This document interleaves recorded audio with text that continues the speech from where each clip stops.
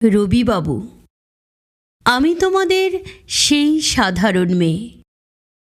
তুমি যে আমাকে নিয়ে অনেক লিখেছ, সাধারণ মেয়েদের দুঃখে ভরা কিস্সা কবিতা, যে দুর্ভাগিনীকে দূরের থেকে পাল্লা দিতে হয় অন্তত ৫-৭ জন অসামান্যার সঙ্গে, অর্থাৎ সপ্তরথিনীর মার। আমি ওই সাধারণ মেয়ে। তোমার কবিতা আর গল্পগুচ্ছে পাতায় পাতায়, শিলাইদহের ঘাটে, গ্রামের উঠোনে আমার কথাই তো ছড়িয়ে রয়েছে। অনেক লিখেছ, কিন্তু তোমরা কেউই আমাকে জিতিয়ে দিতে পারোনি তখন।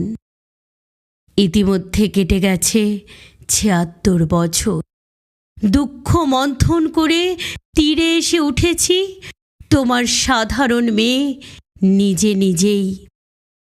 নিজের জোরেই আমি অর্জন করেছি পায়ের তলার মাটি, মাথার আকাশ।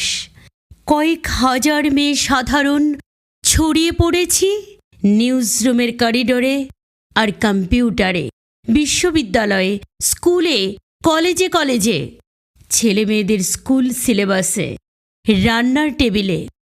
হারমোনিয়াম থেকে হার্ভার্ড পর্যন্ত অনায়াস চলাফেরা এখন আমার। কাঁচরাপাড়ার গলিপথ থেকে ক্যালিফোর্নিয়ায়, পাড়ার ফাংশন থেকে পার্লামেন্ট ঘরে। আমাকে এখন আর ইট চাপা দেওয়া যায় না। এক মুঠো আমলকি এই পৃথিবীকে এখন নিজেই আমি জিতে নিতে পারি। আমার 10টি হাতে ধরা আছে দিকচক্রবাল। ঘর ও বাহির থেকে প্রেম প্রতারণা, স্বামী ও শাশুড়ি থেকে বিশ্ব উষ্ণায়ন, ছোট পরিবার থেকে বড় কাজে টানা ও পোড়েন নিপুণ সামলে নিই আমি 10ভুজা। মালতী এখন আর হারিয়ে যায় না কোনো এক নরেশের উপেক্ষার মেঘে।